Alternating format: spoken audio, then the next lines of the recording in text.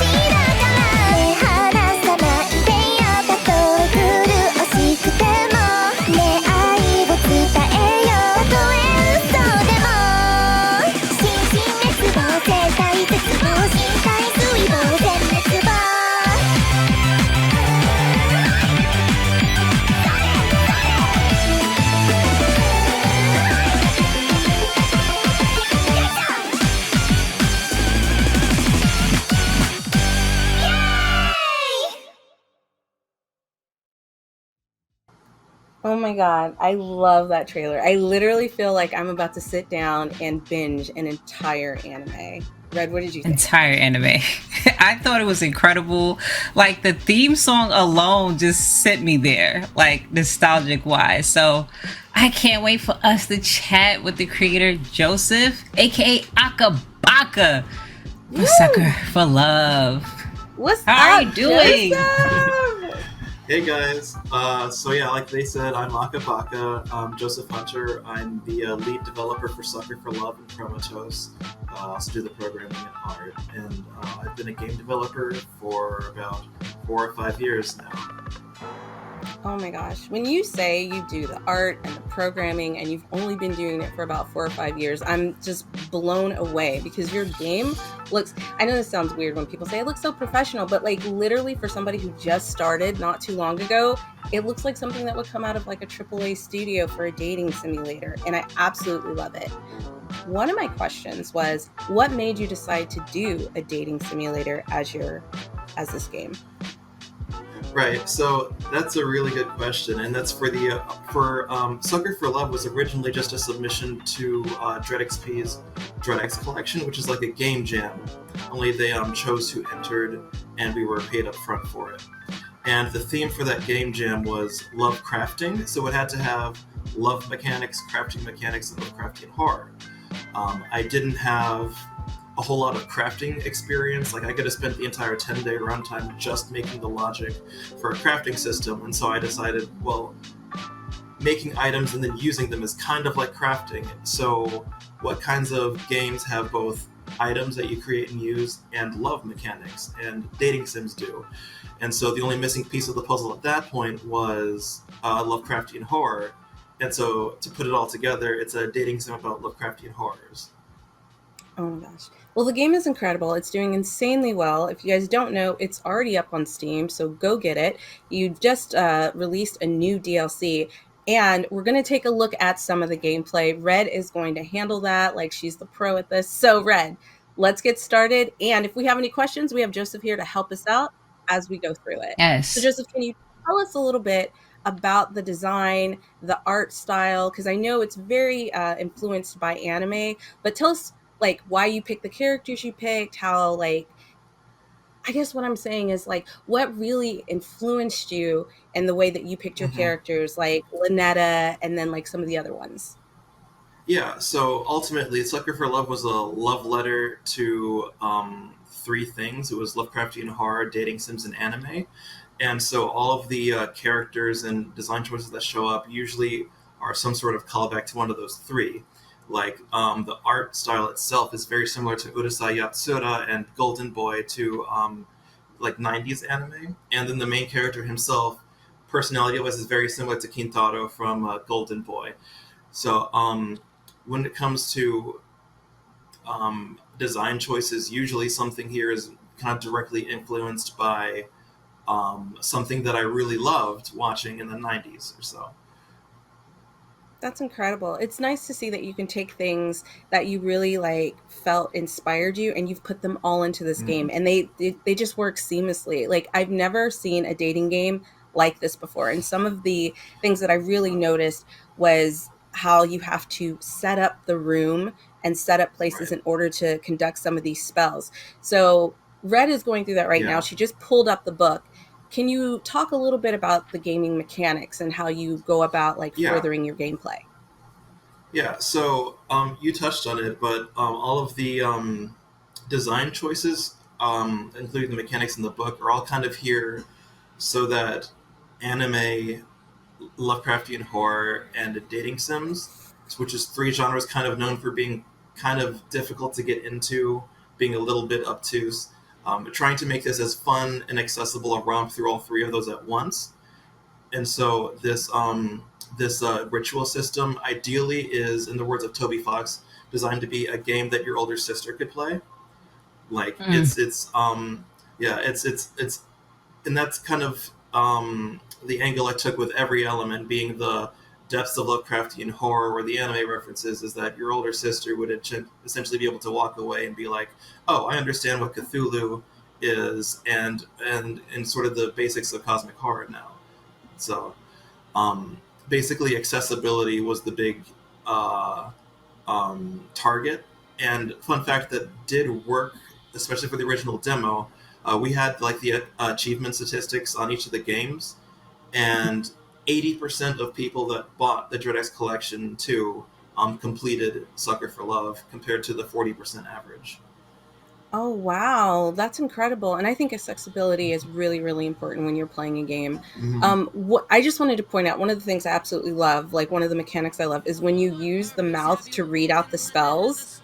I just thought that Mm-hmm. was like incredible because I don't know why, but every time you get to that part, I'm like, what's it going to sound like this time? So, one of my questions, which I know is probably weird, but like it's in a different kind of language. How did you come about with doing that? Like, you could have just done it without it saying anything, but like what made you decide to actually get those words out there? Because I really feel like I'm like casting a spell when I'm playing this game. So I actually referenced known Rillian. Oh, I okay. reverse yeah, I reverse engineer lots of stuff. Like if you remember the King in Yellow play from the second chapter, Hmm. that's not an actual play that really exists. I went back and looked up everything that's known about the play, and then kind of built it on my own using like trochaic Oh, octameter, wow. things that make it sound like real art. Likewise with the spells and everything, or when she's teaching you Rillian, I looked up known phrases in Rillian and what they mean, and then kind of figured out in reverse. Okay, so then this means that, that means that, and if I want to say this, then I use this word, and that word, and it makes it feel a little authentic when you're doing the spells and you're reading the. That's my favorite No, scene. that's wild. I literally thought the play was a real play. Like you did so that's incredible. Okay, so jumping from that, let's talk a little bit about the voicing because all of the main characters have voice actresses and they're incredible. They absolutely slay it. Please send like kudos to them from us. Tell us about that. How did you go about picking them and finding the right tone to fit those personalities? Right. So I already knew the voice actress for Lynetta, who's Michaela Laws, because she'd been playing my other game, Chromatos, on stream for a while. Um, it's like the only reason that I started getting like attention on Chromatos because she was like kind of a big streamer, and this was my first game. So we've been we kind of go back a ways, and so while I was working on this game for the jam, she had volunteered to lend her voice to it since it was kind of a small, quick and dirty project. And when the reception was really good, we brought her back for the full game, and she, knocked the whole game out of the park too. Then for Esther, I had played this other game, River City Girls by Way Forward Games, and Oh, I love while I that was game. playing it, I kept getting distracted because all the voices were so good, and I was like, I kept pausing so I could jot down, okay, this character's voice is really good for this. And when I was coming around for casting for Sucker for Love, the first date, I just kind of went through that short list of people and landed on Kaylee Mills, checked out the other stuff that she had done, brought her in for an audition, and she landed the role without me ever auditioning anybody else because it was just a really good audition. I It knew just she was going to fit. kill it. Yeah, and then I the think you last did a one great I job. had, yeah, I mean, for the last one I had two people in mind, but neither of them were available or didn't get back to me, and so the thing that they had in common that I was really looking for was that they were women over 40 or 50. And so I just kind of put on my Twitter, hello, is there any VAs kind of in my mutuals that is over 40 or 50 years old? Because I really wanted for Auntie Nyanyan to feel like it's really a bigger, someone senior or superior to you talking down to you. And the best way to get that feeling is to have someone that is actually older than you deliver these lines. And Yeah, Lonnie that Manella made comes a post across. say, yeah, Hmm. yeah, yeah. Lonnie Manila was like, how can I help you? And then her post got like 20, 30, 60 likes. I was like, who is this? And then I look up her roles, and she's like Rouge the Bat, Ivy Valentine. She's in Blizzard games. She's in all sorts of games. Like, oh, she's everybody ever. And she also did the audition and killed it, and I didn't bother auditioning anybody else. And then she went ahead to deliver probably the most popular performance in Sucker for Love so far. Everyone's kind Oh of yeah, gaga no. for Auntie Nyanya. I love her. Like she takes names and like puts you in your place like immediately and it's incredible. Yeah. The attention to detail that you've put into this game really shows how much of a passion project this is for you. Can you tell us a little bit about future projects or possibly like things that you might add on? Because I feel like this is a game that could go on and on. Like I said, I could binge it like an anime. So please tell me there's Mm-hmm. more. There is more, and it's coming up maybe this winter. It's going to be Sucker for Love, the second one, which is Date 2 Die For. And it's this one's about the Black Goat of the Woods. It features a new protagonist, a new love interest, new threats. And this one is actually going to be kind of interesting because normally when you see a Lovecraftian horror game, it's all about Cthulhu this, Outer Gods that, so on and so forth. When you actually look at Lovecraft's work, you see a good chunk of them are actually just about people or demi-humans, like Shadow over Innsmouth or Dunwich Horror. And so for the second game, the threats are mainly going to be enemy cultists and other human beings driven mad by the effects of these outer gods, as opposed to the outer gods themselves, in an attempt to kind of do Lovecraft's writings justice. That's incredible. I really want to learn more about it, just because I've heard about it, but this game really made me want to like get into it and like learn like what you picked from it and how it like influenced your game. So like I can tell through the art style, but like I really want to get into the lore. So I'm really excited to see the next game that you drop, or the next DLC that you drop for it. I'm going to throw it to Red. Red, do you have any questions? Because you've been doing a great job playing the game, and I know I've been taking up so much time. That's good. That's all right. Yeah. So basically, like, just me experience. This is my first like dating game, period. Like, so I just love how, of course, the art style is giving me Inuyasha, Sailor Moon-ish. Like, I love that nostalgic 90s vibe, early 90s. But like, he's not scared at all. Like, the character's not scared at all. That this Cthulhu, first of all, she had looked like a straight up demon out of nowhere, just come up. He's okay with summoning things, and he wants to kiss this scary thing that's in his room. Was there any like what themes involve? Of course, the theme is Lovecraft, but what's something that you wanted to kind of bind in together, because it is a cute, lovable looking game, but there's some sinister like darkness to it as well. Yeah, so there's a lot there. One thing that was kind of really nice about the Dread X collections was that while it was only 10 days long, it was our benefit that it was only 10 days long, so we could do something kind of zany. Like, I could make a game where, I don't know, you have a girl with a squid on her face and you have to kiss her, or something crazy like that. And that came from personal taste, where kind of monster girls are getting really popular these days, but a lot of times they kind of wimp out on making them monsters. If they say, oh yeah, this is a Nekomata, like a cat monster girl, they'll take like a regular anime girl, and then put cat ears on her and call it a day. Or actually, with Lovecraft specifically, they have Hayori Nyako-chan, which is it's literally an anime about a bunch of girls that are Lovecraftian, like gods and monsters. But if you looked at their designs, you'd never be able to guess which one was which at all, because they don't resemble monsters. They just look like regular girls. And so one thing I really wanted to do, especially since there was like minimal risk with this game, was make a monster girl that looks like a monster girl. And ideally, when I had all of the characters laid out side by side, someone who knows nothing about Lovecraft would be able to match each character with a picture of the monster they're based on kind of easily.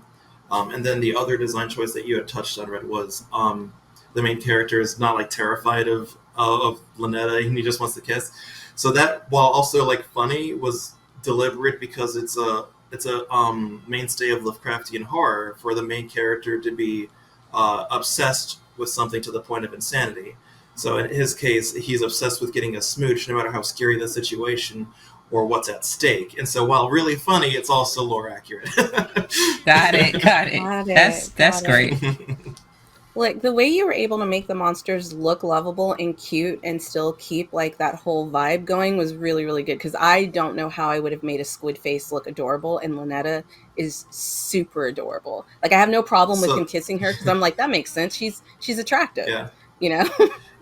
That was actually really hard when I was doing the original designs, because I thought the angle to go about it was to make them like really sexy at first, but when you take something creepy and try to make it sexy, you just make something creepier, unfortunately. Yeah. And so I had to like kind the of nurses play with in the art Silent style. Hill. I mean, but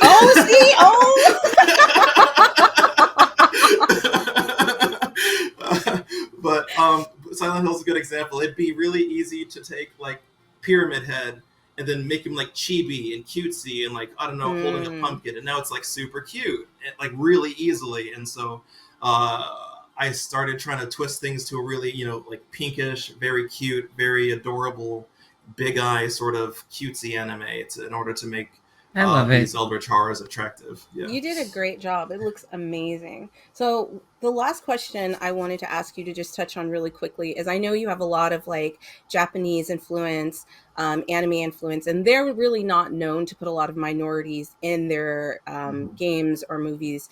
Do you plan on putting more minorities in future games? The next protagonist of Sucker for Love is a black female. So yes. Hey. Love it. Awesome. I can't wait for that to drop. Well, we are running out of time. So before we end this, Joseph, if people want to find you, find out more about you, find out more about the games that you're going to be producing, can you go ahead and plug your socials for us? Right. So Sucker for Love First Date is out on Steam. If you wanted to try it before buying it, there is a Sucker for Love Prelude also on Steam, which is a free demo. For updates on what's coming down the pipe for Sucker for Love or Chromatos, I have my Twitter, which is @ChromatosDev. And on my Twitter, I've linked my Discord, where there's content, fan art, and all sorts of stuff. So if you want to sort of keep up with what's coming, either check out my Discord or check out my Twitter. Awesome. Well, thank you so much for coming on, spending some time with us, and showing us about Sucker of Love. Yeah, that was amazing. Joseph, you're incredible. Cannot wait to see you more so much. games. Yeah, no, thank you guys. Thanks for the interview. You're welcome. All right, that was amazing. I hope you guys go and play that game. Go wishlist it, even if you can't buy it. It really helps with the algorithm. It shows Steam that you guys like the game. But we have some more guests coming up, because this is just the beginning of the show. So we are going to watch the next trailer for Bats, Bloodsucker Anti-Terror Squad by Daryl Reed. Get ready to check it out.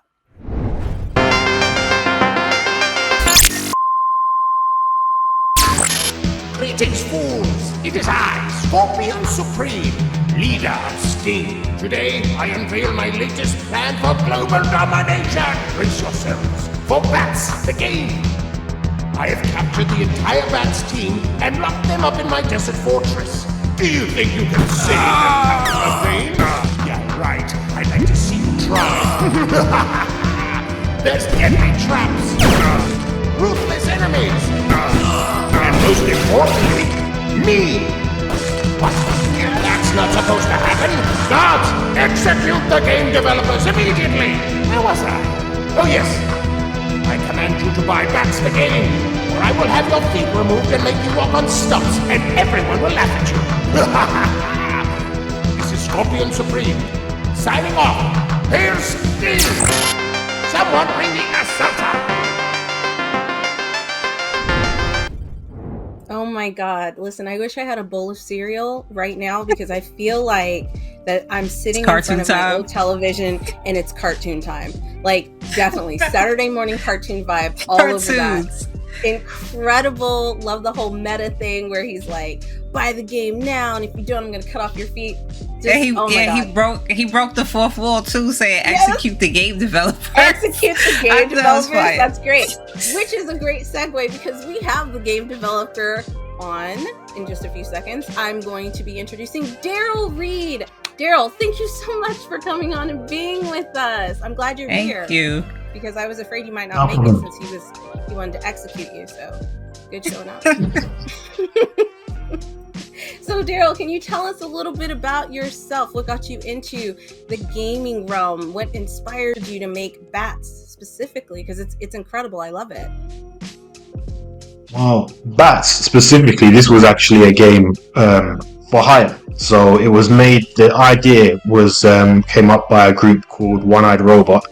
They had the idea of making a television show, which was based on an 80s cartoon, and they wanted to produce a game to go with the television show. And the premise behind the game was to make it look like a Nintendo or Super Nintendo era game, sort of like to sort of match up with the 80s 90s theme of the cartoon. So that's where the idea for this particular game came from.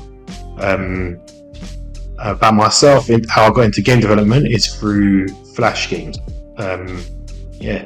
Making Flash games for a number of years, as well as some HTML5 games, some mobile apps, and then transitioned into making console games now. So have you always been a gamer yourself? Is this something that have you always wanted to develop games? Yeah. I suppose I've sort of grew up in a generation where, you know, everyone had a Sega Master System or a Nintendo, then later Super Nintendo, Mega Drive, PlayStation. So I was always sort of like, had a sort of interest in, I wish I could develop my own game sort of thing. And then later on, I just sort of accidentally stumbled across Flash, and from there, took it from there basically, because it was obviously a platform where you could easily sort of teach yourself how to program. I had an art background already, so I could create art assets at that time myself. So it was sort of like Flash was very well geared to like a single person developer, just creating your own games. And then obviously there was a whole industry built around it where you could sell licenses to these games and actually like make quite like a decent amount of money, to be fair. Like but then obviously that sort of faded off, and then as that faded off, I transitioned into console games, making games for PC and console. I think that's incredible because, like, when you said it's like sort of easy, you just teach yourself how to program. I can't do it. So kudos to you for being able to pull that off, because I don't think I could develop a game by myself. But let's go ahead and pull up this game because it's absolutely incredible. Like you said, they wanted to give it that 90s, 80s theme. And I swear to God, I definitely own that TV that's in the trailer. Like, I definitely have that TV, and I definitely watched cartoons on it and played my Super Nintendo on it and all of that stuff. So you nailed it. Like, Bats is definitely one of those games I feel like I could have like couch co-opted with my little brother, and it's incredible. One of the questions I wanted to ask is, I know you're working with a team to produce these games called Ritual Games. What's it like working with that team and working on all these different titles? Well, Ritual Games really, it's myself and one other guy. He usually handles the art exclusively now, whereas I handle exclusively the programming. And then in terms of the game design and everything else, we work together as a team to sort of hash things out. And we've been working together for years now, so we're sort of we make a good team. Like, I think family now. we're sort of like we're sort of like we used to each other's flow and how we work. So yeah, nice. It's good. And you guys are based out of the UK, right? At the moment, I'm in Spain, but originally, we were we're based in. Well, he's based in London. We were originally based in London, so yeah, from the UK. So being here in the US, and like I realize that, like, I've been talking with other content creators and things like that. How is it working in the UK? How is it working as like a Black game developer in the UK? Are they more open? Because here I feel like it takes a lot more work to be seen. How is it there? Like, do you feel like you get the support you need? Well, to be honest, the whole time sort of I've been working, creating games, it's sort of been in isolation in terms of,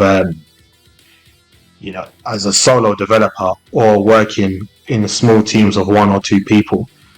Especially in the Flash industry, it was like you'd create the game and then you'd sell the license, and a lot of the people you're dealing with, you don't meet them. So, like, it's all sort of you're dealt with online. So in terms of the question of sort of like race or ethnicity, doesn't sort of really come into it in that sense, because like nobody knows who you are, right? Like or where you're from. It's sort of like it's I've sort of been, I suppose in some sense you'd sort of say it's isolated in the UK, or at least the way we was working. So we weren't sort of really, until recently, sort of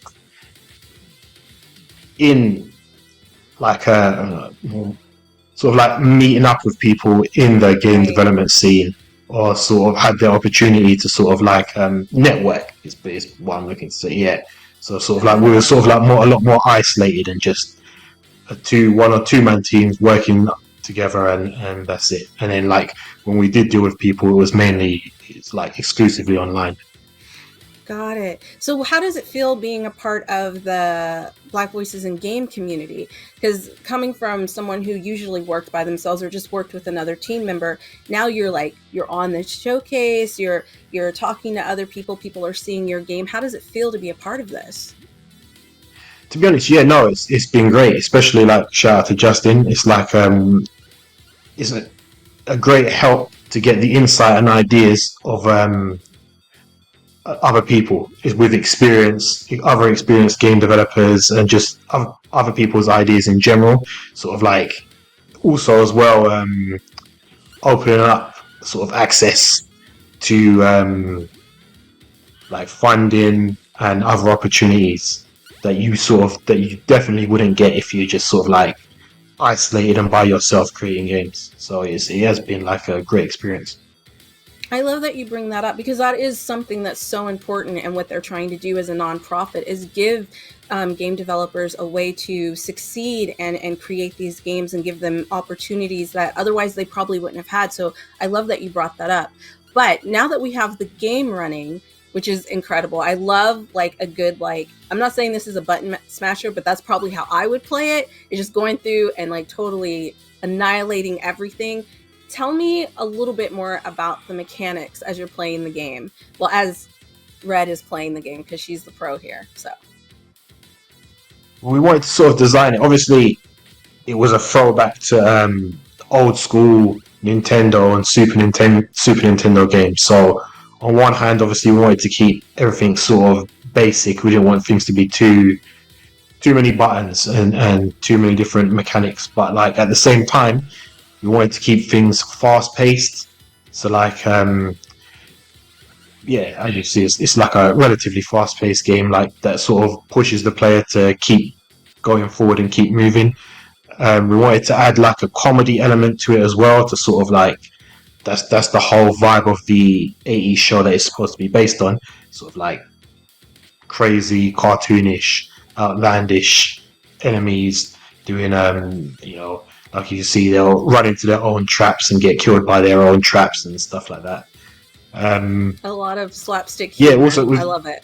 Yeah, slapstick humor. Like we had a lot of inspiration from like Capcom arcade games. So like there's one, or the elevator action, I think it was called, where there was a lot of verticality. So we wanted to sort of like really incorporate that. Hotline Miami and Katana Zero as well were inspirations for this game, where obviously we wanted to keep things, like I was saying, fast-paced, one-hit kills, like lots of blood, and yeah. I love it. It reminds me of like Metal Slug 2, like, but with a beat 'em up situation with it. Metal Slug is one of my favorites. Yeah. This is the type of game that I could play and not worried about like having to memorize, like like when you're playing a lot of fighting games and you have to memorize certain things, because I'm the type of person if I find one move that can kick your butt, I will constantly use that. You're the cheeser. Okay. I am that person because I don't have any more room in my brain to be remembering a bunch of different like combinations. But this looks so fun and I love it. It also gives me, and you didn't mention this game, but it also gives me a very Mega Man feel when I look at the game and the gameplay. Like, I definitely see Mega Man in it. And especially this guy that he's fighting at the end. Like, you guys did such a good job. And especially being a two-man team, this looks really, really good. Oh, I gotta get up. So I love the back. Yeah, no, like the bosses were definitely inspired by like Mega Man and Sonic the Hedgehog style enemies. Yeah, I see. Oh my god. Well, Daryl, if people want to find out more about you, if they want to find out more about the game, where can they find you? On Twitter at _ritual_games. Awesome. And do you have a Discord or anything like that where people can talk to you, or just Twitter? I've got a Discord. I have no idea what they're using. Not your personal Discord. I don't want any like crazy Oh, people messaging you. No. There isn't. I know of a Discord for this game. No. Okay. I've got my personal I didn't Discord. want you to put that out there. Yeah, you're like, I don't know if I want to do. I would not ask you to do that. Absolutely not. But I wish I would love. Yeah, I was gonna say I would love like a multiplayer aspect because the Bats crew is interesting. Like, brother over here looked like Blade. Was it like inspiration from like vampire movies as well that y'all wanted to integrate in there? Yeah, so I think like all the whole idea is like they're terrorist squad made of vampires, right? So you've got the main guy is supposed to be based on Count Dracula, then you've got like Blade, like Nosferatu, and then you've got the two other characters. I'm not entirely sure who they are based on, but that the whole idea is the group are a bunch of vampires. Was it like the A team for vampires, the B team? Basically, yeah. Basically, yeah. The A team for vampires. I love it. I'm trying to beat him up. You can do it. You're so close. You can. Is any like crazy boss fights in here? Oh, I did it! Oh my god. You can tell when a game's really good and everybody gets quiet and they get closer to the screen, even if they're not playing it. You know what I mean? But Daryl, this was incredible. Thank you so much for coming on, spending some time with us, and oh my god, there's Blade. I had to unlock him. No, I'm so glad you did. I mean, this is Black Voices in Gaming, so let's get some color in there. So I love that you unlocked Blade. But thank you so much, Daryl, for coming on and talking to us and showing us your game. It's incredible. I'm still blown away that it's a 2-person team who's created this. And can you tell us, do you have anything else in the works? Yeah, at the moment we're working on an unannounced title. I'll say, yeah. Okay. All right, cool. Well, you ain't got to tell us. We almost got you. We almost he almost dropped some information for us.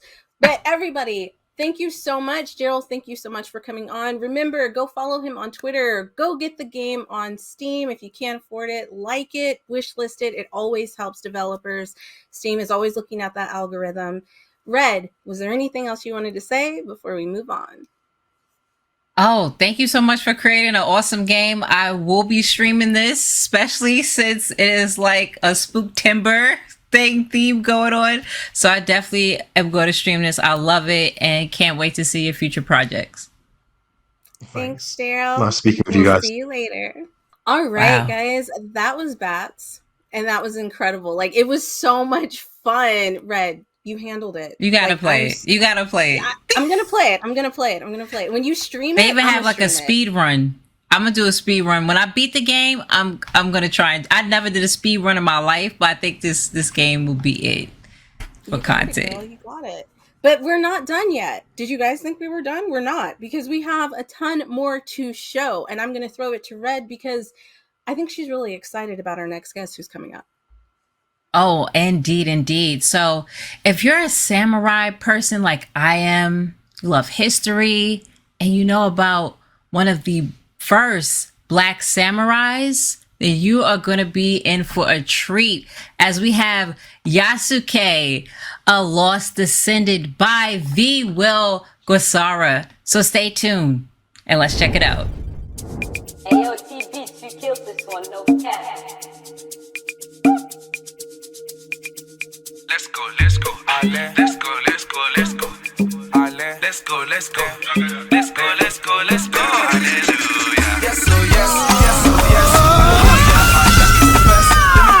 Yes, leaving problem, the whipping shop prosper. I'm wearing my vest for the ones who wanna come for me. Over me, in the streets. I'm screaming out, hallelujah. Living out life, hallelujah. Hallelujah. Hallelujah. Hallelujah.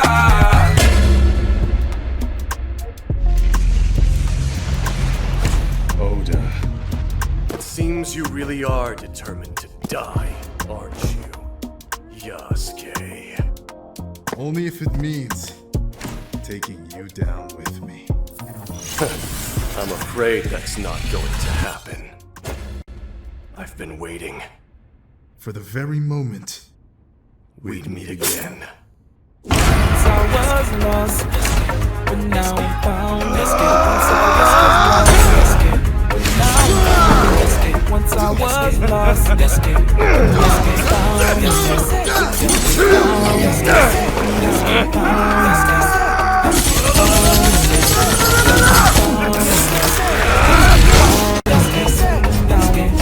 I'm just getting started. Yasuke, Yasuke, Yasuke, Yasuke, I win. Oh Yasuke, Yasuke, oh Yasuke. Oh my god.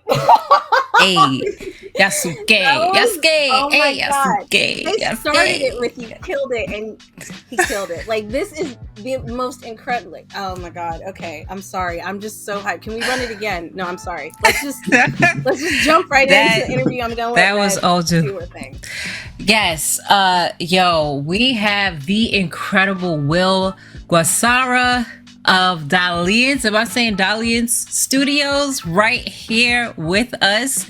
Thank you. Let us know more about you and your humble beginnings in game development. Well, okay, so hi, I'm Will Guasara, and I guess how I started all of this was, it's funny because I wasn't actually supposed to like my original goal wasn't to be in game development. It was to be an actor, funnily enough. And then it was one day I came across a game, Dragon Ball Xenoverse, and I started modding the game. I was like, oh, what if I added this character in there? What if I added this character? And years went by with like, I think it was 5 years total I spent modding that game because there was Xenoverse 1 and then 2. I met some really cool people along the way, and it was around 2019 I was with one of my friends who I met during that journey and all that, and we were speaking to each other and we were like, what if we made a game? Like, what if we just stopped modding and made our own game? So the first game that we technically started creating was a JoJo fan game. It was made with like yeah, I literally got a poster over there. So yeah, we started off making like, it was like a pixel game. And I'm gonna say this right now, even though the visuals would change, I'm still planning to remake that game in the future. Anywho's, so yeah, it was gonna be a really good game, but it was like mad expansive, especially for a starter game for like 2 people. So we're like, okay, let's leave that off. We'll move off it. And then that's when, you know, that friend of mine, he went off to do his own things. So I was like, I want to continue on this whole journey. So next started up was a Demon Slayer fan game. This was Demon Slayer Kibutsuji's Curse, and this is when I guess the traction started showing up of like people seeing, you know, I'm trying to start up this game studio stuff and doing all that. So again, I had gotten the help from a couple friends I had met during the Xenoverse days, and then loads of other people I've met along the way, like from Twitter and ArtStation, and we started making this game, you know, started making the character models, animations, and then it got to the point, so development was pretty slow, I will say that much, because especially since none of us were being paid, it was more like a fan project, people had things they needed to do, that sort of thing. And then it was one fateful day when CyberConnect 2 dropped the trailer that they were making a Demon Slayer game. And that was like I was just about to ask too. I was just about to ask, did you see the Demon Slayer game? Here's the thing as well, right? Because this was when like I was also really starting to get serious. Like that's when I registered the company. I was speaking to like the license holders, asking like, you know, who are the people that hold licenses? Is anyone making the games? So the ones I'd asked was Aniplex, of course, because they do the anime, and then Bandai Namco. And I specifically remember getting the email back from Bandai saying, no, we don't hold the rights. We don't do any of that. So I'm thinking, okay, there's no Demon Slayer game. We're chilling. We're gonna be on the board. And then it suddenly gets dropped. And they were like, Sega doing. I think you were the one that actually made that project happen because you were probably. Who knows? They're Who like, there's a knows? But market yeah, So for now so we this. know who was behind the creation of like of it. So I have some questions for you. You are pretty much the youngest game developer I've ever had a chance to talk to and interview as well. And I believe in Black voices in gaming history. So how has that been as being one of the youngest? You seem very confident and passionate. You have a passion for anime. How has that been being a young developer and leading your own team as a young entrepreneur too, and being so young? it's a 50-50, because like it's amazing being able to start up like creating this story and stuff like that, and then especially with the team having these people believe in what this story is going to be and helping you along with creating it. Like, let's take with Yasuke and everything that we've made for it so far. None of us are being paid yet. We haven't gotten any sort of investment or nothing like that. So Wow. this is all like purely on the belief that everyone believes this will be a big uh, project. So that's how we're continuing and why we're continuing. And then the other side of it is like, it is stressful. I will say that right now, it is stressful, because even like, let's say the days where, being the director of all, you want to be on break. You technically can never be on break because other people will still be working. You still need to, tell them how things need to be done, do all this, that.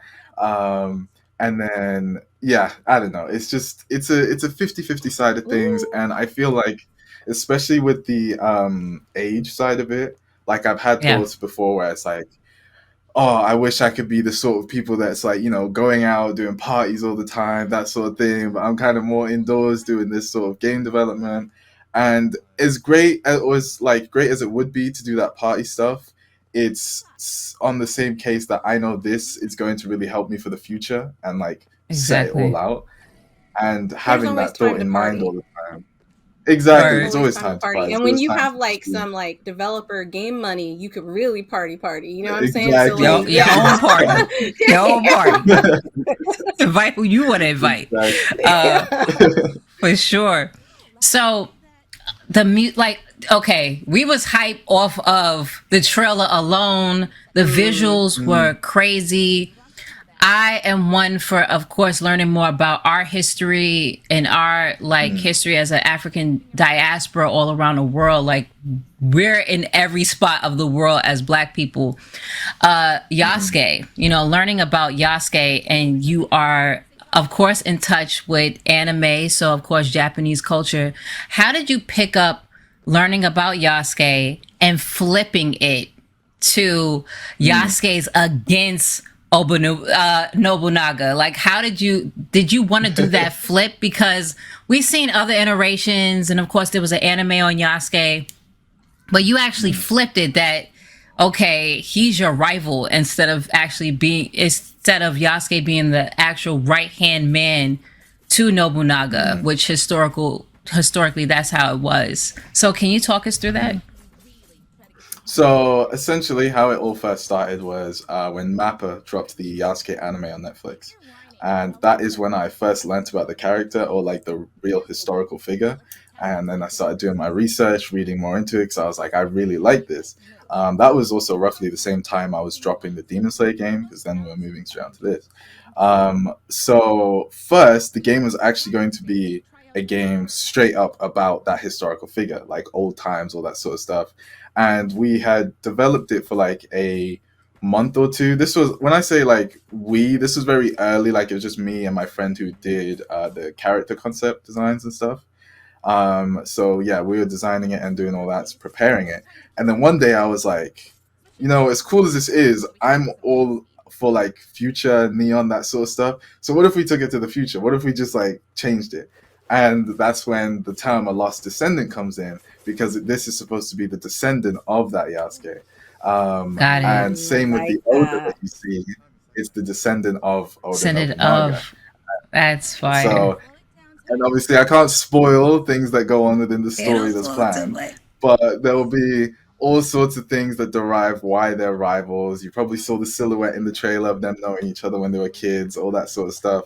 It's a very in-depth story as to why they're against each other, and I feel like at the same time, it's like there's no right side technically to say, because that's one thing I do love is when stories let you interpret who you believe in and stuff. So in with our story, I can very much believe that some people will be on the side of Oda compared to the side of Yasuke. It all depends on people's perspectives and views, but we'll see how that turns out, of course. I'm Have biased. to see. I'm It's I gonna already be know it's who gonna I'm be supporting. Yasuke all day, right? Yeah, it's gonna be Yasuke all day, every day. That's my boo. So- That's my man. Yep. She already, all right. You already have. Now you have to make merchandise because she already Yes, has you do what have to the make husbando. merchandise. Yeah, she already got her husbando. Posters and stuff. Yeah. A whole pillow. You have to make a whole pillow for her. We got merch planned. I'll tell you that much. We do. Have Oh, some okay, stuff planned to do. dope, exclusive. All right, so we got merch planned. I love how Afro beats is like merged with it, the whole hip hop, and I love also the message in one of the songs too, like the Hallelujah and another song as well. So let us know pretty much. I know your brother, he's a musical artist himself, and one of the cool things that I got to learn more about your family, which was cool, because I have that same camaraderie with my little brother. Like, my little brother is so smart, but I inspired him too, but I always look forward to his knowledge and what he has to say about my own work.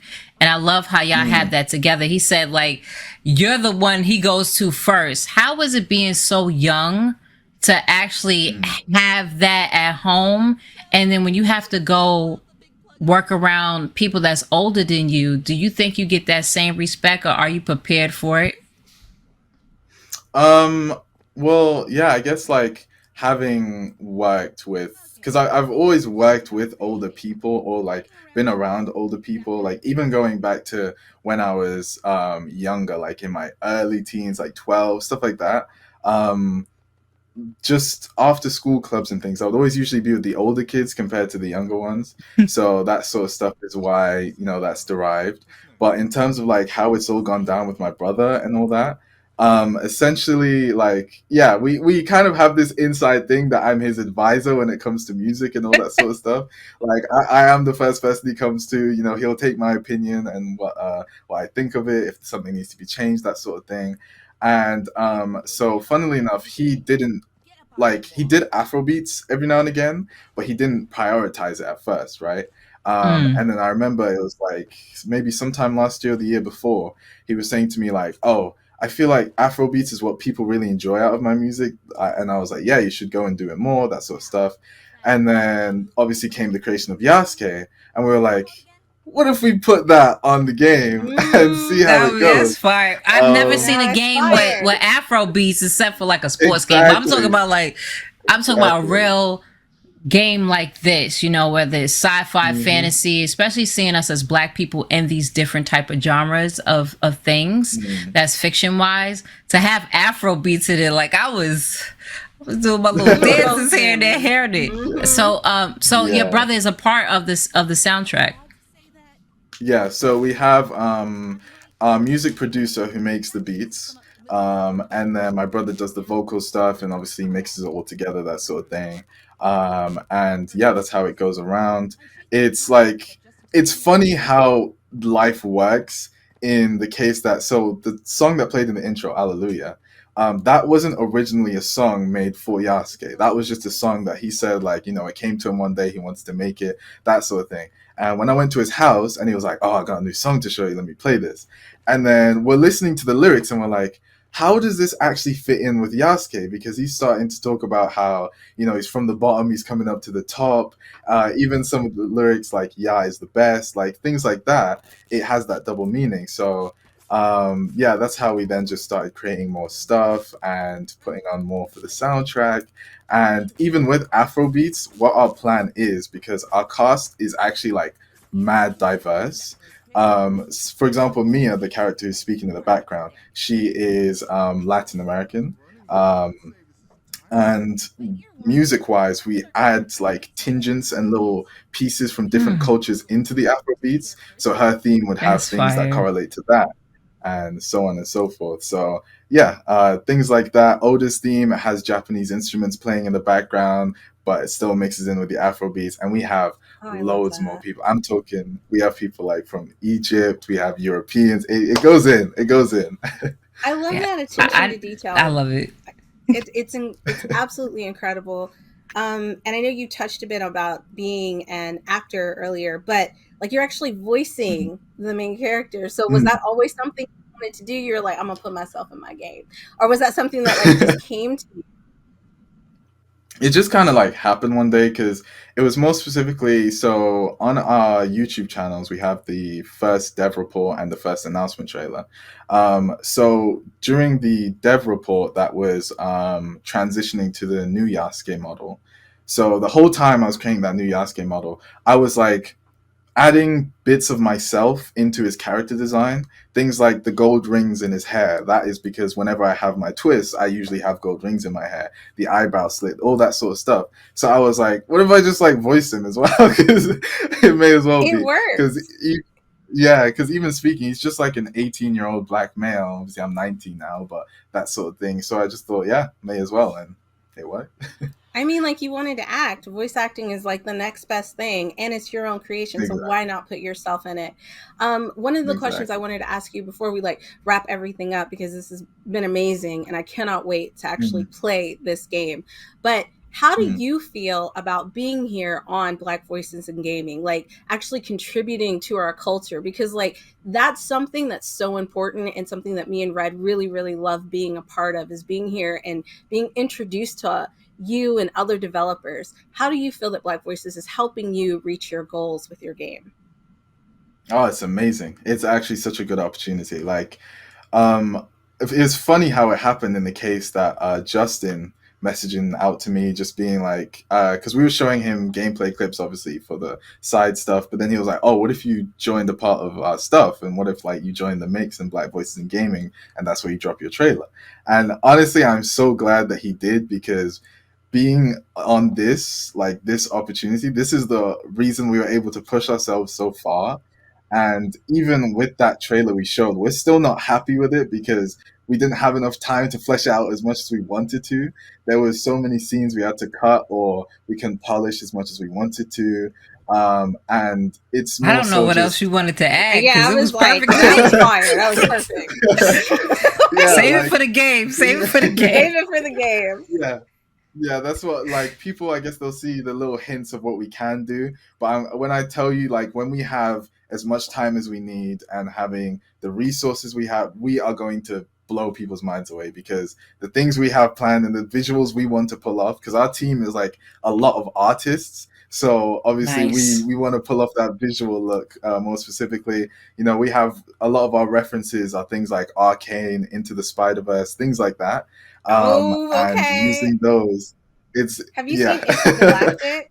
Because if you've seen that, have you seen Intergalactic? I haven't watched it yet, but I've seen it out, because I could definitely see that vibe being in your game. But all right, look, I wanted to interrupt you a million times and pull a Kanye and be like, yeah, but it's the greatest show of all time.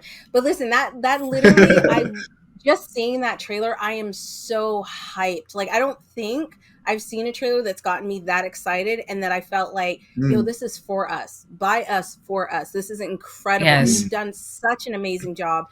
If people wanted to find out more about this game, more about you and your goals and what you're going to be doing in the future, where can they find you?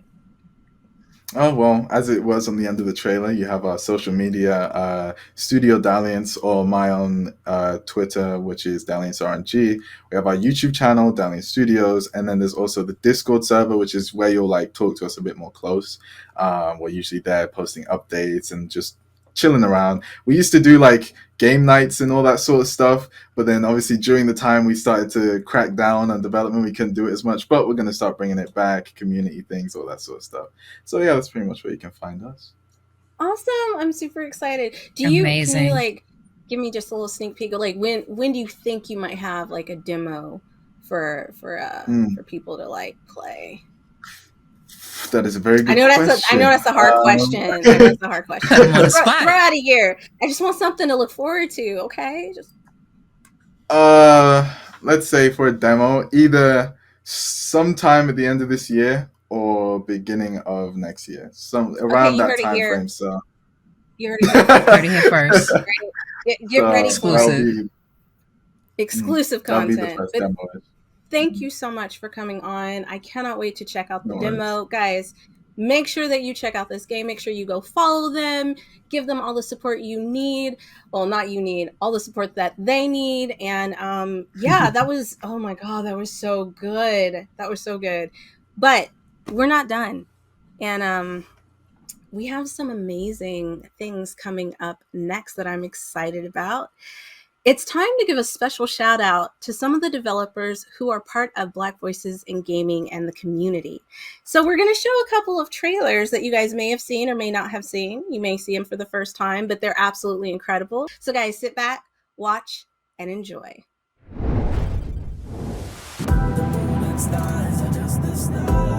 Why don't we run away? Run away, oh. Why don't we run away?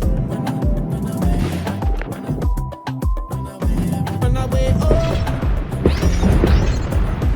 Take my hand and let's fly away into the night sky. Never sit and now watch us fly by. Locked in on the whip like a drive-by.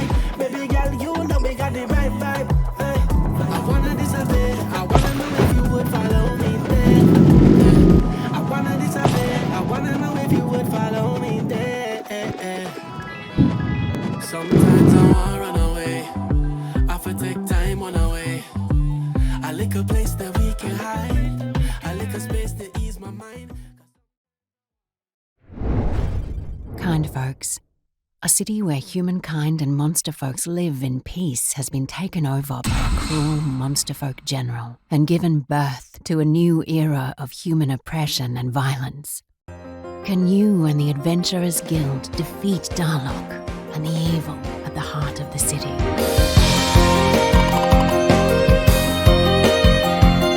You're in my way.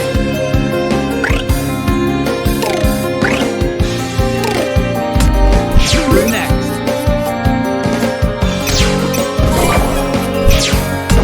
Who's next?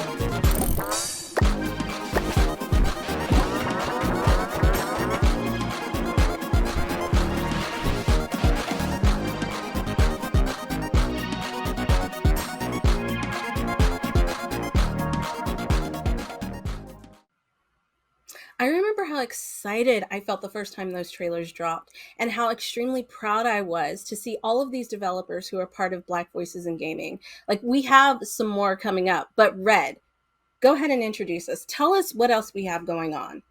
Thanks, Destinee. Yes, we have another set of some awesome game developers with Black Voices in Gaming, so stay tuned for the next showcase. Can you play something? For their friends and family.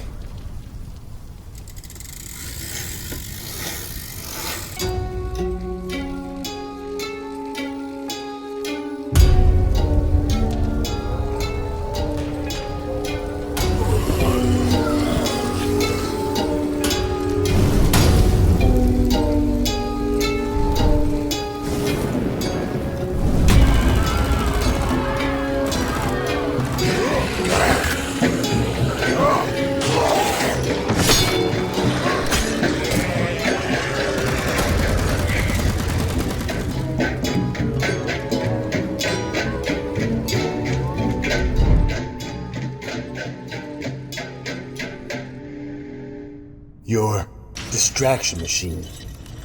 Will it save our people or lead us to ruin?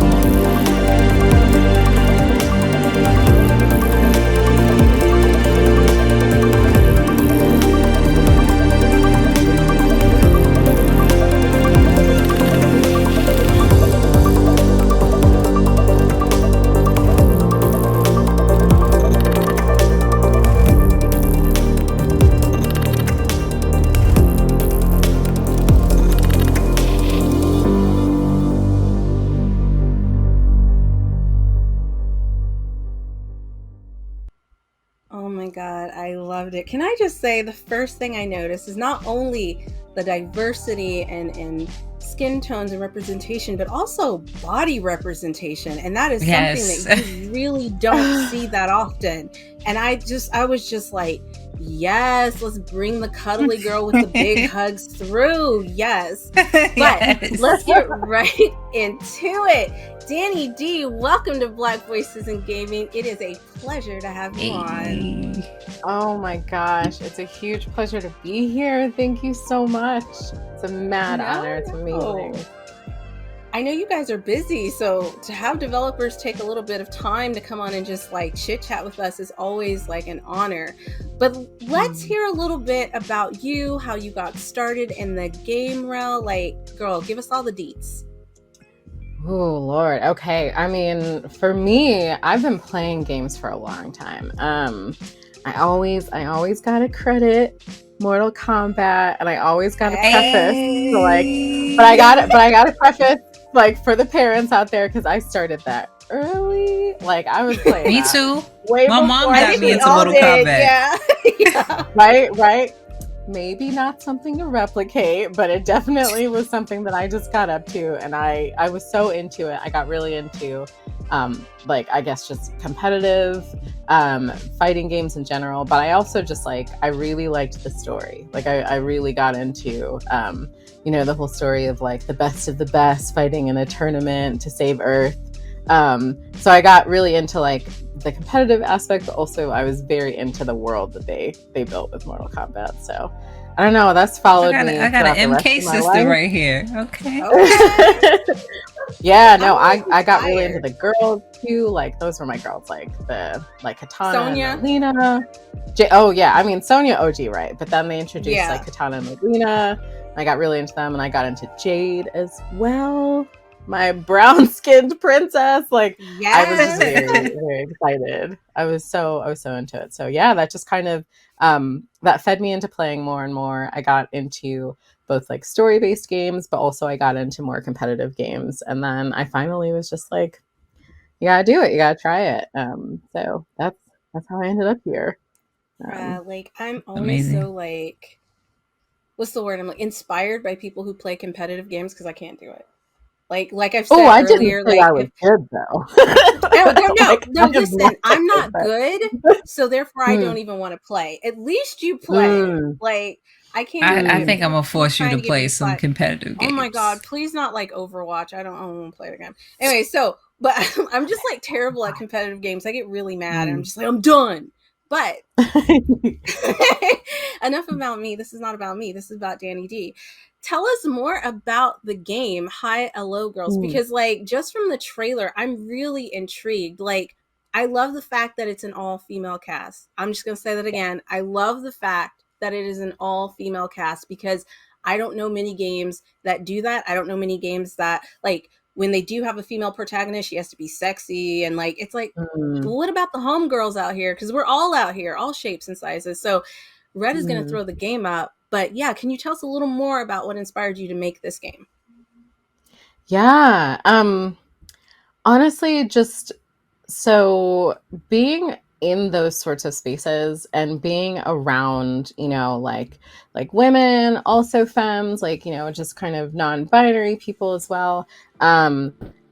Basically people who weren't men, and just kind of like acknowledging that we're definitely there. We are definitely there. I think there's just kind of a misperception of the kind of people who play those types of games. So it just was more about me wanting to reflect my own experiences. We may not be hyper visible because there's some challenges that come with that sort of hyper visibility. A lot of, like I'll talk to some girls, especially who are very, very capable. They're very high up on like the competitive ladder, so to speak. They're just not public about it because with that kind of visibility comes some really, unfortunately, unpleasant experiences sometimes. So yeah, it was more just like, look, there's this misperception of like who's playing these games. We're definitely there. And it was like I had this drive to at least try to put something out there that was reflective of my own experience. I think that's important. I like that you kind of touched on the fact that like there are tons of people playing these games, but because the community can be so toxic, we're afraid to say that like, yeah, I'm a girl and I love playing competitive games, because like as soon as you say that, somebody's going to have something next. Some dude is going to have something negative to say. It's usually men who have something negative to Yeah, say. You can't, that was you're my into first competitive experience games. online. Yeah. It's not me trying to Yeah. like, make a blanket statement, but that is like usually the thing that happens. So I think it's wonderful that you have taken your experiences and turned this into a game. What I also think is incredible is that like for someone like me who doesn't play competitive games, I can kind of get the story by playing games that I do like I love visual novels. I love like falling in love and making relationships and stuff like that because my life is terrible, so I live through video Don't games. say it. Okay. But no, this is incredible, like the art style and everything. So can you tell me a little bit about how you decided to go with this particular art style and why you picked the characters that you picked, because I see a lot of representation in the game. Mm-hmm. Man, yeah, it's one of those things where I love visual novels, as well. Like I've played Ultimate games, I've played like horror visual novels, and I think visual novels for a long time were pretty closely associated with mainly Japanese visual novels. But around like 2015, we had this kind of influx of Western indie developers kind of getting into the mix and supplying kind of non-anime forward art styles, and I was pretty inspired by that. And then of course, I feel like the big one that everyone is aware of that has an art style that's a bit different from like your typical Japanese otome game or just Japanese visual novel is Dream Daddy. Yes. And so I feel like that's kind of a touchstone in the space for people who, if they think of a visual novel, they might think of either like Japanese visual novels, or they might think of something like Dream Daddy. And we were just kind of like, we want to capture the sort of like vibrancy of like a shonen anime with like like just kind of warm colors, bright colors, and expressiveness that comes through. Like the lead character's mom gets like a little vein throb whenever she's like big time mad at you talking to you, which I feel like is very influenced by my own love of anime. But we did want to sort of go for a more Western style, just to start adding a game to that kind of like visual lexicon, I think maybe. So that wasn't a difficult decision to make in terms of heading in that direction, art direction style. But as far as the characters go, again, they just kind of they're very reflective of people that I know. Like I know the cosplayer, I know the streamer, I know like the person who's like low key really, really good, but just like not visible about it in any capacity. I know the person who's like kind of toxic in their own right, like aggressive. You look at her and you're like, oh, she wants to fight. It was really about trying to like capture familiarity and the kind of people that I've been around for like the past decade of playing these kinds of games, and then also trying to solidify them in like the visual design, so you can kind of look at them and kind of know almost like, or get a sense of their personality by just kind of glancing at them and taking a look. At the same time, hoping for them to come through as just like very well-rounded characters as well. So, they might start with like, ooh, the like really aggressive rocker chick. I kind of know what her deal is, but as I'm hoping that as you play that you get like, a better sense of her being even more than that. There's more going on under the surface. So fingers crossed that comes.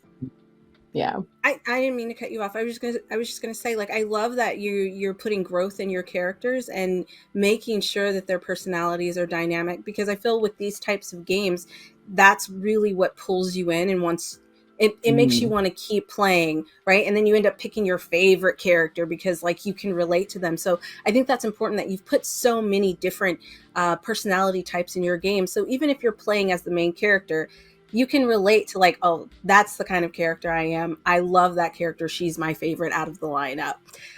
Another question that I wanted to like kind of touch on is, this is not your first foray into like gaming. Like you've actually worked for a AAA studio, correct?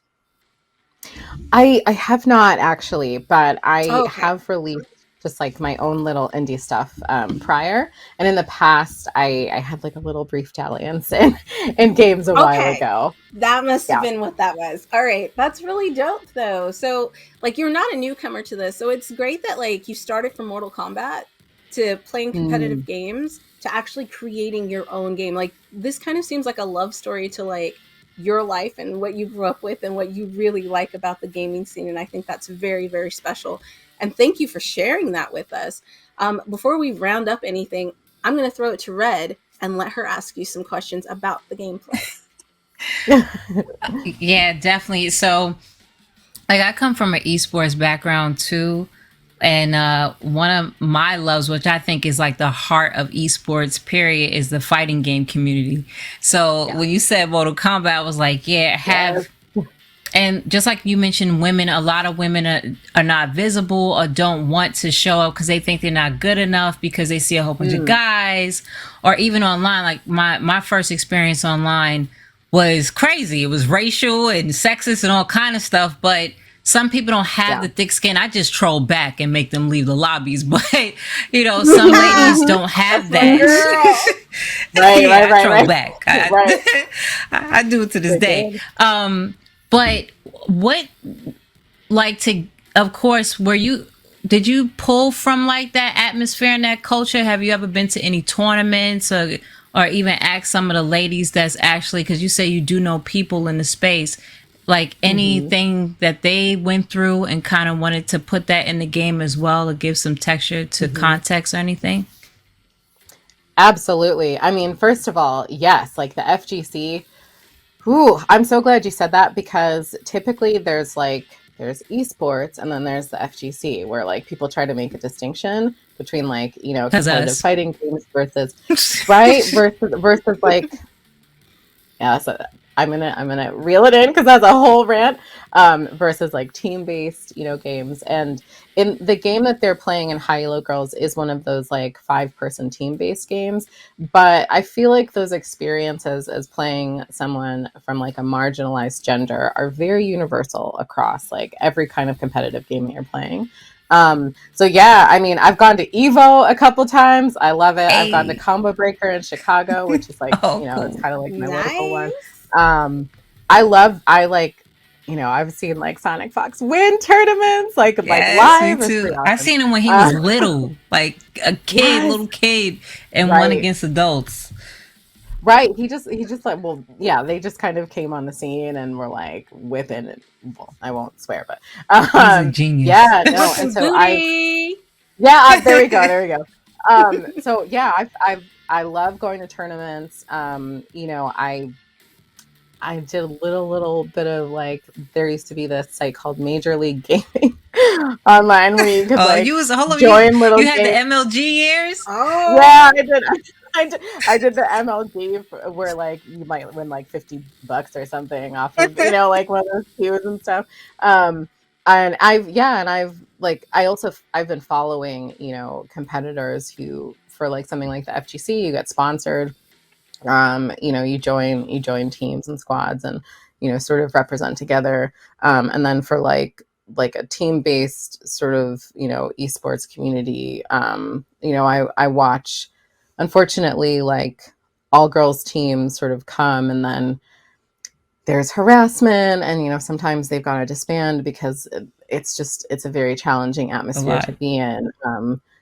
So yeah, I mean, I've been around people who've competed professionally, like publicly, and then I've been around, you know, women who are qualified to do it. So they're very high up on competitive ladders, you know, might be trying to field a team or get scouted, but are also running into the difficulties of, you know, potentially being recruited onto like an all male squad and what comes with that. And like, there are some dudes in the space who will outright say really, you know, sort of regressive stuff like, oh, I would never recruit a female onto my team because she'll just be a distraction. You know, like stuff like that is just, these are sentiments that are out there and people feel very bold and like they will say that, you know, and it's that kind of thing that I've seen, I've been exposed to it, and I do want it to come through because these are undeniable experiences that people are having. But I'm also trying to be careful and that I don't want it to be like an after school special where it's Right. like, oh, like these girls are just facing hardship. Like they are, but like you said, they're trolling back, you know, like they are there because they feel very passionate and very strong about what they're trying to do. So ultimately, I'm not going to shy away from the fact that this is the climate that they're in, but I also want it to be like a fun game. You know, I want people to not be like depressed as they're playing this game because it's a game at the end of the Like day. this You want to character have right fun with here it, right? reminds me of me. Right, right. I mean, so yeah, we do have one who Kay, she has like the blue hair and the mohawk, and she is infamous for, you know, trolling back. Like she has a reputation, you know, to the I point love where she it. has actually been banned multiple times. Like her account has been banned multiple times because she's pretty terrible. But yeah, I mean, it's one of those things where it's like, I feel like people who stay in these spaces as well, they either become that person where they adapt by just sort of like adjusting to the vitriol that's thrown their way, or they might just like Senny, who's, you know, greatest hugs of all time. She's very zen. Like you know, they do meditation, they do yoga, like they just, you know, they take care of their mental health in that way. So yeah, I feel like the climate that they're in will come through in how they're performing, you know, their day-to-day lives, how they deal with it, rather than trying to create a game where it's like, don't you feel bad for, you know, these people all the time, even though like it is real, you know, it's like it's a real experience to have to go through to want something like that. So Well, thank you. I love that Thank you've you so created much. this game and this experience. And for any of the girls out there who want to play, just do it. You have a right to be in this space. Gaming Right. is for everyone. It's not just for boys. It's not just for men. It's for everyone. And when I say that, I'm talking about everybody in the LGBTQ plus community. Like the fact that people are gatekeeping, we need to like just squash that. So if you see that Let it and you're go. the type who wants to get up and say something on behalf of people who are afraid to say Mm, things. You know what I mean? But absolutely. Danny, Absolutely. you're incredible. Like you're basically doing that with this game. I'm serious. You took this game and you're really like shining a light on some of the issues in it, and I think that's very important while also still making it fun and entertaining. But before we wrap up, if people want to find out more about you and the game, can you drop your socials? Yeah, absolutely. So we really are focused on Twitter at the moment. So our Twitter is split_fate. And that's actually where, you know, as a studio, we're talking a lot about How You Look Girls. We're recently doing like character threads and just sort of trying to show off the game and what you can kind of expect, you know, promoting our characters and our lovely little world that we've built. And then my personal is also it is at Epistellar, so EPISTELLAR. And on there, I would say fair warning, I get real geeky. I talk about esports, but I also talk about stuff that's really pissing me off, and it, you know, it might be Yeah, I'm racism, following it you might right be now. sexism. It's your account. You're allowed to do that. I'm Yeah, gonna follow exactly. you right after this, so don't even worry Well, because there's thank all kinds of things I say. you. But Danny, thank you so much for taking time to be on here, for Yes. being a part of Black Voices in Gaming, because it's so important that we open up these opportunities. And being a Black woman who's in the gaming space and Mm. creating games and developing like that, Love to see it. I love to see it. I'm so excited. So again, thank you for taking out some of your time, for being with us. It was an absolute pleasure. And guys, stay tuned because we have a lot more coming up.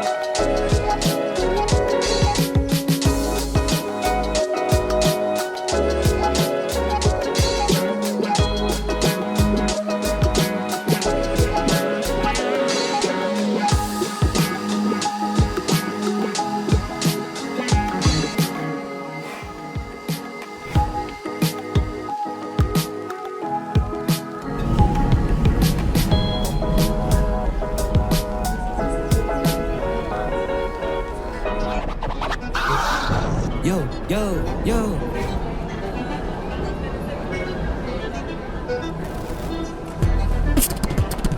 Hey, come on.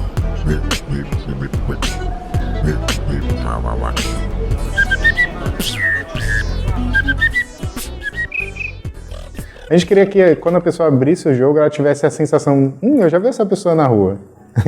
Então, o Zé ele foi muito assertivo em criar personagens que refletem a cultura do hip hop e a cultura negra também. Então você pode se identificar com um personagem, seja pelo estilo, seja pelo backstory dele ou até pelo beatbox que ele faz. E essa identificação veio na concepção de personagens diversos, né? Então a gente tem ali a Fê e o Will, que são pessoas negras, mas são de estilos diferentes, histórias diferentes. Então, diferente de outras mídias, ou filmes e até outros jogos, onde você tem estereótipos com determinadas funções, a criação, né, tanto do conceito quanto de visual dos personagens, no One Beat Me tem muito mais a ver com fazer com que eles sejam relacionáveis com pessoas que a gente conhece dentro da nossa realidade. Eu acho que a gente escolheu o beatbox porque, além de fazer os nossos olhos brilhar, a gente também se identifica muito com esse tipo de expressão. E a gente queria que as pessoas elas se sentissem mais próximas do beatbox, da cultura hip hop, por meio do videogame. A dança, ela consegue fazer com que diferentes pessoas de diferentes contextos e até idiomas diferentes consigam se conectar. E o beatbox, ele tinha esse potencial. Quando eles me explicaram que, além de ser um jogo de beatbox, ele tem toda uma narrativa de um contexto onde cada personagem tem uma característica principal, cada personagem mora numa região de São Paulo. Por exemplo, cada fase que eu desbloquear vai ser uma quebrada nova de São Paulo. Tipo, essa parada me fez muito querer fazer parte e poder construir isso junto, porque é algo que tá na minha vivência, assim, enquanto pessoa. Ninguém fez o que a gente tá fazendo agora. E isso é um ponto assim, muito importante a se pensar, porque quando você já tem alguns jogos que são lançados dentro da indústria, geralmente são repetições de algo que já existe, só que o que a gente está fazendo aqui é criando algo do zero. Então, tudo que é criado do zero é mais complexo. E isso requer muito empenho e quebrar a cabeça de fato, assim, né? Tipo, testar, refazer, testar e ir progredindo, assim. Então a gente imagina muito que o processo do One Beat Me, quanto obra artística, impacte as pessoas no ponto delas se sentirem felizes, se divertindo, né? Cara, pra ser sincera, eu quero chocar as pessoas, assim, tipo, que elas tenham a mesma reação que eu tive, assim, de nossa, eu não esperava por isso, sabe? Tipo, uma surpresa, que elas fiquem felizes, assim, de ver que a gente não tá fazendo mais do mesmo. Eu quero muito que o jogo ele consiga chegar em diversas comunidades, de as pessoas enxergar. Jovens, meninos e meninas pudessem se divertir jogando One Beat Me, se sentissem representados e representadas e que ainda na infância eles pudessem perceber que eles podem fazer o que eles quiserem. Seja produzir arte, seja fazer um filme, seja abrir a sua empresa. O jogo, o estúdio e a nossa jornada não é uma corrida para chegar primeiro em lugar nenhum, mas sim inspirar outras pessoas, assim como a gente foi inspirado a não desistir dos nossos sonhos.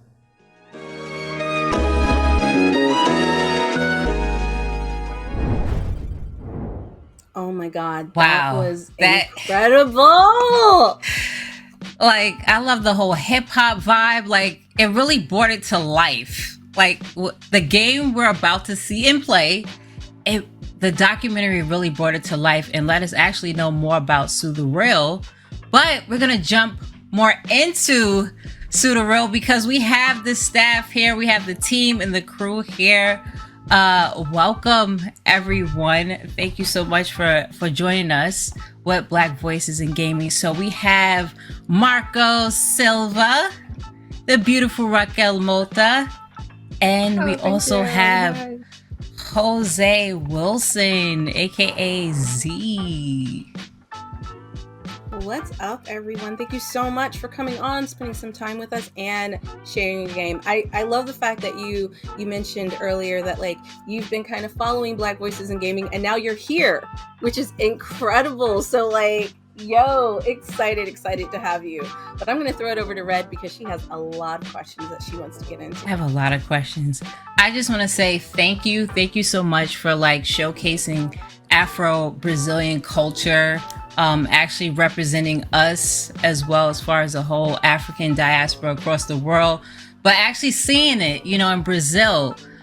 So I love that. So I want to ask y'all if y'all can please introduce yourselves. Marco, we could start with you and let us know what is your connection or what you do with Sudareal. Hi everyone, my name is Marco Silva. I'm game developer, CTO, and programmer. In 1BitMe, I contribute with everything is invisible. And if you have some problem, it's probably is my fault. At the same time, no. I love always have. I'm fixing everything. I'm very connected with the team of 1BitMe. The hip hop culture are very connected to my childhood history. At the same time, I love music. I love game art expressions, and it's a good pleasure work with Black people and work in this community because it's connected to personal things, you know, the purpose of my life. And for me, it's so important working with Raquel and Zed too. I love that. And then we have Raquel Moda. What is your connection and what do you do with Sudareal? Hello, thank you for being here. And I'm Raquel, and sorry, I like games since I was a kid. So when I grow up, I studied more games. And now with Sudareal, we found with me and Marcos, and now I work as a game developer and CEO on the Sudareal, and sometimes I write a script in our games here. That's dope. Awesome. And last but not least, Z. How are you? And what is your connection with Sudareal? What do you do over there with the crew? Hi everyone, my name is Jose, and I'm art director at the Sudareal. I working with Marcos and Raquel since from the beginning of the studio. Mostly contribute in the projects with as an artist and wrap up the art direction, aim in the with direction the visuals of the projects are going and developing a lot of art and drawings across the time with this amazing team. So yes. So Z, right back at you because we just came off of watching that incredible documentary. How did that come about, and how was the passion to actually like bring to life what One Beat Men is going to be about into something so incredibly like visualization of it? How did that come about? The hip hop is spreading everywhere in music, video clips, animations, movies, and we think, and also in games. But we are really looking for introduce this subject for a new audience with our perspective about how the good things that we learn and live from the hip hop culture. And in terms of art style, we want to show this shining side about the culture, about the colorful, the respect, you know, the friendship. And I try transpass this to the art style to make the subject more welcome to a new audience, but also bring back who everyone follow this kind of topics in a fresh way, you know. So I think this is our goal. Yeah, I love that because I've never seen a game like we've had hip hop games in the past. Of course, I love how y'all all mentioned that we wanted to show a different light of the hip hop culture, and nothing so stereotypical or negative, especially when it surrounds us as Black people and the culture that we have connected to hip hop. So Raquel, I learned something interesting about you, that aside from game development, you also study plants, and you mentioned how plants actually like help you with your game development. Can you let us know more about that? Oh yes, it's my hobby because I love nature a lot. So everything I saw in my day is a aspiration for me. And when I study plants, I try to connect with our things here.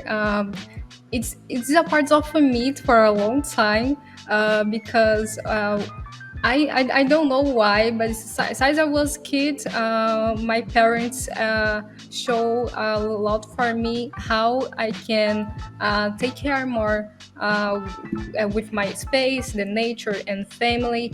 And when I reconnect these things in my life, I feel better. So when I saw a plant, sometimes I think my hair and other things I have in my body. So this is inspire me to create new things in One Between and other. Oh, sorry. How can I say obra? Projects. Oh, yes, projects. Creating new projects here. So it's so special because I think he introduced more this nature and plants in our game on Bitinin. It's a plan for the future, but with I think about this now. That's really interesting. I thought that was really unique to have something aside from gaming all the time to inspire you in your work. Now, Marco, you have a cool philosophy. You mentioned earlier how if something's messed up, it's all your fault. But you have a really cool philosophy on how you look upon things, and especially development, where you say done is better than perfect. Can you let us know more about that? Because in game development, or a lot of things, period, when you're working on projects, you could sometimes being a perfectionist is a curse more than actually being a blessing. So let us know more about why you chose that philosophy. Oh, I need to say, I think I learned about this with Z, because I'm a programmer and I'm always looking for my process as I need to improve that and that, but improve a thing can be infinite, and sometimes you need to look for a spot and make it step by step your progression. And I think if this when I change this mentality, this help a lot us, because we understand we don't start our career at the same place, a big company, and make this comparing our journey in these companies is so injustice with us, And I think for us, the things work bad when we put smaller objectives for do things. And I think this philosophy, done is better than perfect, is because we love to have a connection with people are playing your game. And if you don't finish the game, the people don't play. And it is, yes, I prefer the people play the game, not work perfectly, but have a connection. It's better. Well, that's a great segue, because we're going to jump right into One Beat Men right now. And y'all are going to help me as well, too. And then we're going to actually ask some questions. So let's jump right into One Beat Men and check it out. Awesome. Oh my God, this game looks so good. And the music in it is absolutely incredible. I just wanted to say, I can tell that this is a love letter to hip hop, to Black culture. And I think you guys have nailed it. It's great. And the fact that you were talking about make sure it's done and not perfect, it's because you want people to have that experience. And life is not perfect. So like going in and just being able to experience this, that's the most important thing. And I love that you're pushing that agenda with this game. But before I ask any more questions, let's kind of get into the game, start it up, and I'm gonna let Red handle this because, like I said, she's a pro. She's a pro. The pressure. The pressure is on. No problem. No problem. So it's like beatboxing with it. So how would I start off to make sure I beat this brother right here on the train? Okay. He looks like he's coming hard too. I will give you a short summary. So in this demo version, we introduce two characters for our hosters. So you will need to choose your setup to play and set up the CPU to be your opponent. So you can pick any one of these two. After this, you already choose the tracks. We have 3 tracks work in progress now. And the goal is looking the sequence of your opponent and copy in the same inputs in the clockwise direction, but in the beat of the music. This is the goal. Got it. I can feel. You got this. Oh my God, this is dope. So it's like a rap battle, but yeah, it pops. The fact that they're using like sounds, it reminds me of scat. I don't know if you guys know what that is, but it's like Billie Holiday used to do it. Ella Fitzgerald was like amazing at using her voice just to make different sounds and beats, and this is incredible. While we're playing it and while we have this amazing music track going on in the background, I did have a few questions. What is it like being a Black developer in Brazil? Like, what is the gaming industry like in Brazil? Because I only know what it's like in the US, and I'm super excited to hear because I know that you guys have one of the biggest conferences in the world for gaming there. Oh. You can answer. Whoever wants to answer it. Yeah. Okay. Not to lose. I think I can share a little thing. Can you hear me? Perfect. Mm-hmm. Yes. Yeah. Okay. I think being a Black game developer in Brazil is a good thing because we have an opportunity to put our culture and our referential in our games. At the same time, it's so hard because here in Brazil, we have a problem to start our career in game. Equipment is so I forgot the word. Expensive. Expensive, and this maybe put us in a difficult way to start our career. At the same time, I think it's so good to be in a country where you have the most part of population as a Black people, and this connects us with a culture and imaginary of Black culture. You know? That's awesome. And I know like you guys had some help from the Black Developer Game Fund. Can you talk a little bit more about how that has helped you reach the success of the game?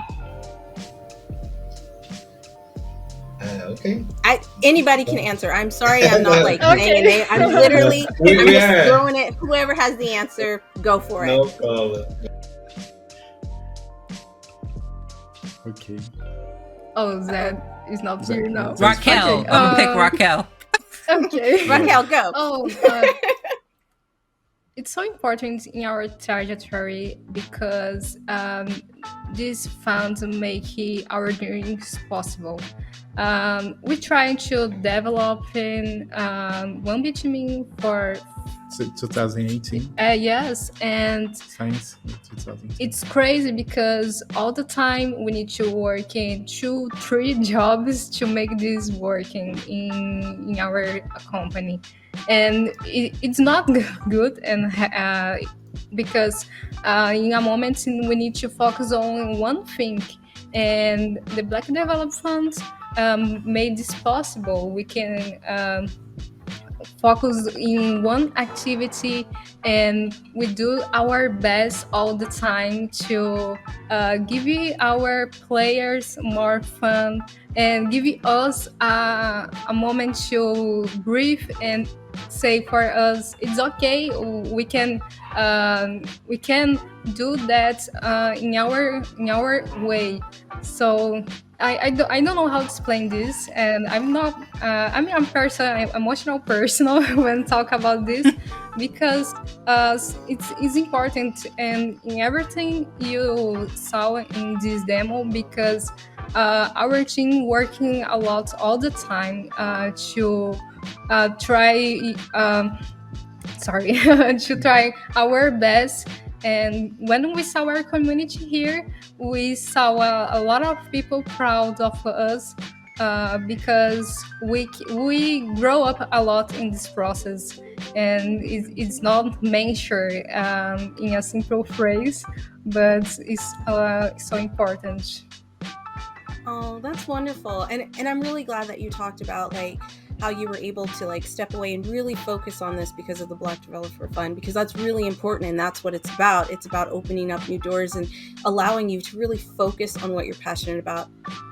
You guys, I absolutely love the game. It's incredible. Like I couldn't stop like dancing while she was playing it. I was like, don't I'm a move hip so hop much. head. I was like yeah. I was But rocking with it, but yeah, I love it. I love how y'all encompass a lot of pillars of hip hop too within it, from the style, the beatboxing and stuff. I love battle rap, so I stay close to hip hop. Period. I'm from New York City, so it's a must anyway. But I really love the representation. I love that y'all are doing what y'all doing and being brave in it too, and unapologetic with our culture as well. So Destinee, you have anything else to add? No, just thank you. Thank you so much for coming on. And if anybody else wants to find out information about you and the game, can you plug your socials? Let us know where we can find out. If you have a Discord, if you have a Twitter, we want to support you and we want our viewers to support you. Okay. Thank you. Thank you for the space and the invite, guys. It's really a pleasure to be here. And if anyone wants to see more about what we are doing, you can follow us in our main site, sudareal.com, or Twitter, also Sudareal. We have a Twitter account for the game also, and soon as possible we are sharing a build for anyone for you can play soon as possible. But yeah, just Google Sudareal in the social medias and you'll find us. All right, awesome. Thank you so much for coming on. Thank you for taking the time to show us your incredible game. You guys are doing magic, and we appreciate it. Well, that was pretty incredible. I loved all of it. I loved all of it. And I just love seeing a game that represents us. You know what I'm saying? Like our music, our style. Oh my God. Our music, our style, our melanin culture, like everything hands on. I love it. So that was One Beat Men. So check for it soon. And we got to meet some really incredible talent today. Like it's been an international Black Voices in Gaming showcase from the UK, Brazil. We also had lady developers on here as well, which has been amazing. So I'm really glad that they were able to pretty much bring forth their dreams, their talents, and showcase for us. So Destinee, how has it been for you? This show was dope. The fact that we have gone global, basically, like we've gone global. We're bringing in developers from all over the world, bringing minorities together to see these amazing developers and their talent. I mean, like, I couldn't ask for more. But we also need to thank the people who helped us put this showcase together year after year. So let's go through and let's give a shout out to our partners for today's show.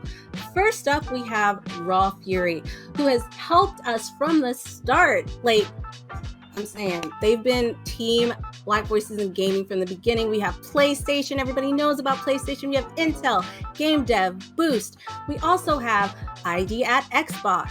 We have Razer. We have Kickstarter. But we also want to say a huge thank you to the team at The Mix and Media One, our broadcasting partners, Twitch Gaming, IGN, Steam, and GameSpot. Thank you for joining us today. Thank you for listening to the developers tell their story and share their games. And don't forget to check out merch, because, like, what's a good show without some swag, you know? I love the swag. I need the swag. You need it. You gotta get the full drip. Black Voices in Gaming drip. Drip. and also a representation. Make sure you check out the Steam page, which is our Mix event page, where you'll be able to check out Black Voices in Gaming developers, their games. You can support them by buying, and also add them to your wish list. Add them to the games that's about to come out, even if they're not out yet, and wish list them. And be sure to keep up with us, the whole BVIG family. You can follow us on our Twitter page, which is BVI Gaming, and also check us out on IG and YouTube, which is Black Voices in Gaming as well, and our website, blackvoicesandgaming.org. Also, we're gonna have Black Voices in Gaming at Day of the Devs to showcase some games there, so stay tuned for that event. And I just must say, like, everything has been incredible. I really thank you so much, Destinee. I've been your co-pilot, You've been the best. Player 2 in the building. Without you. We've been lost without you. It's been so fun chatting with everyone. Thank you so much for all the developers for participating in Black Voices in Gaming. And one thing that's really dope about this showcase as a whole, it sheds light to marginalized voices, Black developers that want to have their game out there. We're in a really huge industry. So for those who don't understand when it comes to a snuffed out voice, we need showcases like this and a whole community and funding to make sure that these developers get support. So I hope it has shed some light, inspired everyone, and also have some titles to look forward to. And I am REDinFamy, your master geekress. You can find me across the web as REDinFamy on everything. Also check out Geek Game Tight and Hidden Code. Destinee. Red, listen, it's so hard to say goodbye. You know what I'm saying? Like, I could be here all day long, but we got. Thank you. Bring it in. But in closing, to yesterday. Okay, I'm sorry. Anyways, guys, thank you. In closing, we just like to say that Black Voices in Gaming will continue to focus on providing funding, opening up doors, and creating opportunities for minority game developers. We will continue to strive so that you can be heard and seen. You're doing important work and setting the foundation for a more open and diverse community for developers, publishers, and gamers alike. Thank you for pursuing your dreams. And please know that Black Voices in Gaming will always be here to support you. If you want to know more about me, you can always catch me over at the Burnout Writer podcast, as well as bonus level over at Level 1 Gaming, a site that's minority owned and celebrates and uplifts Black voices in the gaming community. Last but not least, you can always hit me up on Twitter at DMBC32. That's the end of our show, and we hope you enjoyed it as much as we enjoyed being here and sharing off all of this amazing talent and speaking to these incredible people. Guys, stay tuned because we're going to have more showcases. We're not going to stop. We're going to keep going. And you're welcome to join us. So thank you. We love you. Stay safe out there. And we will see you next time. Peace.